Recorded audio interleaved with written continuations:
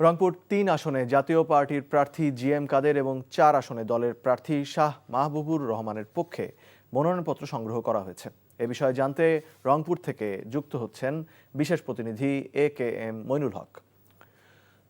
মইনুল, জাতীয় পার্টির chairman GM কাদেরের পক্ষ থেকে মনোনয়ন নেওয়া হয়েছে, তো স্থানীয়দের প্রতিক্রিয়া কেমন দেখছেন?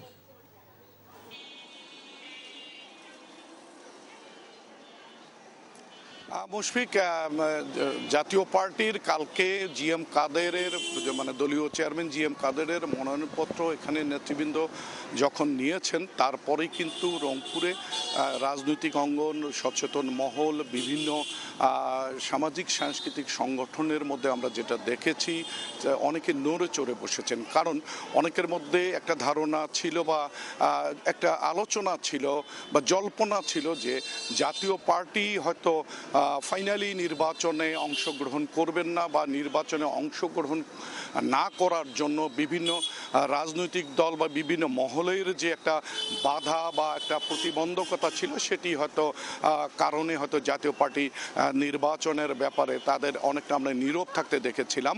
কিন্তু গত কয়েকদিনের তৎপরতার পরেই গতকাল যখন জাতীয় পার্টির জিএম কাদেরের পক্ষে মনোনয়নপত্র নেওয়া হয় এবং আরও রংপুরের আরও ২-৩টি আসনে জাতীয় পার্টির প্রার্থীরা মনোনয়নপত্র নিয়েছেন, এ থেকেই কিন্তু জাতীয় পার্টির নির্বাচনে অংশগ্রহণটা যেমন নিশ্চিত হয়েছে, তেমনিভাবে বিভিন্ন রাজনৈতিক মহল, ছাত্র প্রতিনিধি সহ অনেকেই বলছেন যে বিগত ফ্যাসিস্ট সরকারের একেবারেই অবৈধ ক্ষমতাকে যারা পাকাপোক্ত করেছে তাদেরকে নির্বাচনের সুযোগ দেয়, এই নির্বাচন নিয়ে নানান প্রশ্ন তৈরি হবে বা হয়েছে, এমন প্রতিক্রিয়া কিন্তু অনেকে ব্যক্ত করেছেন। তবে একেবারেই যারা সাধারণ মানুষ, সাধারণ ভোটার, তারা এখনও এ ব্যাপারে কোনো প্রতিক্রিয়া জানায়নি।